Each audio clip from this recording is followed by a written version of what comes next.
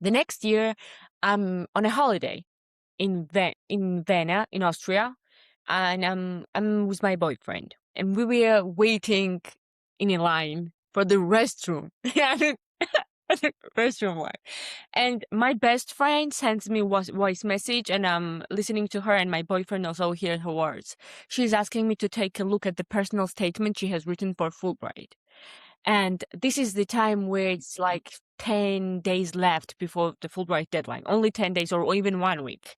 And my boyfriend tells me, why don't you also try for Fulbright? And I'm like, no way. The last year I tried, you know what I went through, how stressful it was. And when I got rejected, thank you. I don't want to do it again.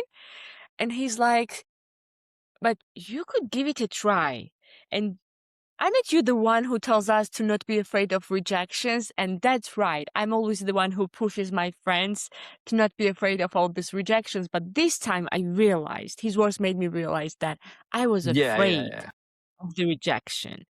And that was the fear. And once he made me realize that it was fear, then I got angry about the fear. You know what? I'm gonna do this again because I don't want to be afraid of this thing. And so it was 1 week left. I tried. I just tried. I had no expectation. I mean, I would say zero Just expectation. just do it. Just took the Yeah, chance like because the Nike brand. yeah,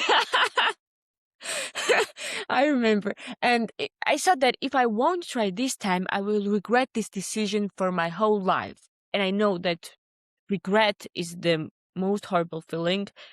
I don't want to go through it, so I just tried because to avoid the regret feeling. And you know what? I became a Fulbright scholar. And that is amazing. Congratulations on that experience because, I think most people wouldn't try. And what I mean is it's okay to be afraid. And, nobody likes rejection. But I think every failure teaches you something. I mean, success, it's amazing, but sometimes or like most of the time you don't learn anything from success. Uh it could have been luck as well, but when it comes to like whenever you fail, you feel down, you're like, okay, I'm not good enough. But Yeah. then, you said something incredible, which is you have to have good friends and family and, just people that can push you whenever you're feeling like, no, that's not my thing. Because I felt that way too. And, my sisters, my parents, my good friends, they were always been like, hey, you've done some crazy stuff. Why don't you give it another try? So I do actually feel what you're talking about right there. So what would you say was different from the first try and second try? Why do you think you got rejected the first time versus you being accepted the second time? Right. Um, to be honest, even though there was only 1 year difference, I was completely different person. I had taken many more initiatives in my life. I had done many more things, but not because of Fulbright. I think that's the key part. Many people uh, think that they should. Everyone knows that Fulbright looks for leadership or initiatives or working Yeah. something apart from your job. And I'm naturally that type of person. I didn't do all those things because I wanted to become a Fulbright scholar. I didn't even. It wasn't my goal to apply for the second time Fulbright program, right? So um, I just did what I thought would be right for my data science career. I got involved in many things.